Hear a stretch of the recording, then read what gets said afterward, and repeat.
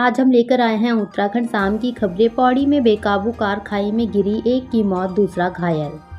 पौड़ी में कार खाई में गिरने से एक व्यक्ति की मौत हो गई जबकि दूसरा गंभीर रूप से घायल है। घटना देर रात की है।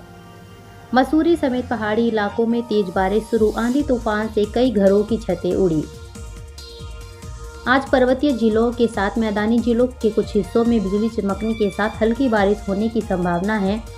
उत्तराखंड में मई में तेवर दिखा चुकी गर्मी जून के पहले सप्ताह में थोड़ी राहत दे रही है। तेज गर्मी के बीच दोपहर बाद मौसम ने करवट बदली। यमुनोत्री धाम सहित आसपास के क्षेत्रों में आंधी तूफान के साथ बारिश शुरू हो गई। वहीं धाम में तापमान में थोड़ी गिरावट भी दर्ज की गई। उधर मैदानी इलाकों में भी आज बढ़ते पारे ने लोगों के खूब पसीने छुड़ाए। उधर पहाड़ों की रानी मसूरी में भी शाम को बारिश शुरू हो गई। एडमिशन के लिए स्मार्ट पोर्टल पर बढ़ाई गई ऑनलाइन रजिस्ट्रेशन की डेट 14 जून तक कर सकेंगे आवेदन। उत्तराखंड में उच्च शिक्षा में प्रवेश को लेकर बड़ा फैसला लिया गया है। सरकार ने स्मार्ट पोर्टल पर ऑनलाइन रजिस्ट्रेशन की डेट बढ़ा दी है। पोर्टल पर पहले ऑनलाइन रजिस्ट्रेशन की डेट 31 मई थी, जिसे बढ़ाकर 14 जून कर दिया गया है।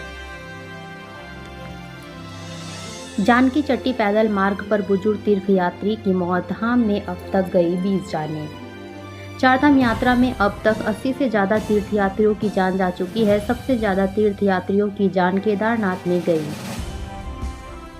नवनिर्वाचित सांसद अनिल बलूनी ने परिवार संग किया गंगा पूजन, कहा सारे वादे जरूर पूरे करेंगे।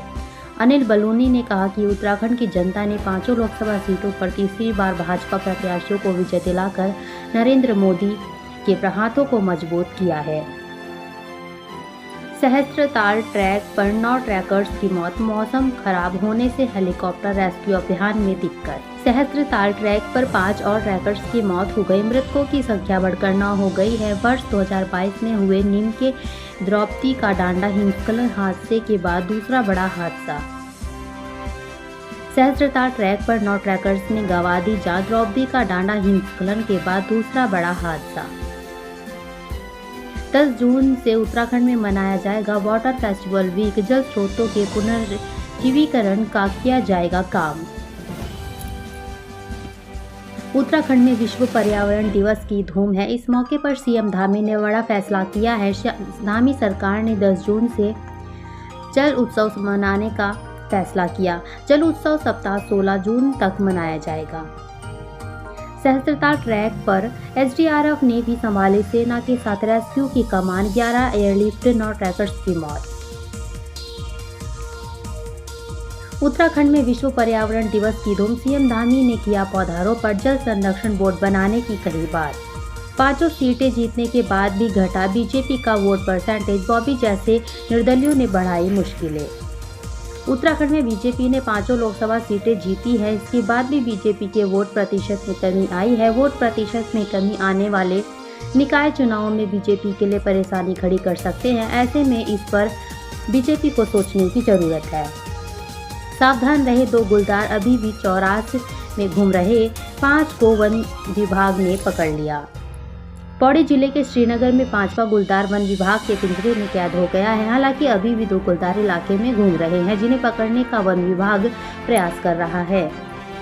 हल्द्वानी के अक्षत ने नेट यूजी 2024 में किया ऑल इंडिया टॉपर, पाए 99.99% अंक। उत्तराखंड में रिटायर हो रहे अफसरों को सेवा विस्तार देने का कांग्रेस ने किया विरोध, योग्य युवा अफसरों को मौका देने की मांग। उत्तराखंड में सेवानिवृत्त अधिकारियों को सेवा विस्तार दिए जाने का कांग्रेस प्रदेश अध्यक्ष करण माहरा ने विरोध किया है। उन्होंने कहा कि इससे योग्य, वरिष्ठ और क्षमतावान अधिकारियों को मौका नहीं मिल पाएगा। हार के बाद गणेश कोदियाल का वीडियो संदेश, संसद में नहीं लड़ पाऊंगा अंकिता भंडारी की लड़ाई, काश पहले मिला होता टिकट। मेले में तलवार से युवक की हत्या करने वाले 2 आरोपी गिरफ्तार, पुलिस ने भेजा जेल, ये था विवाद का कारण।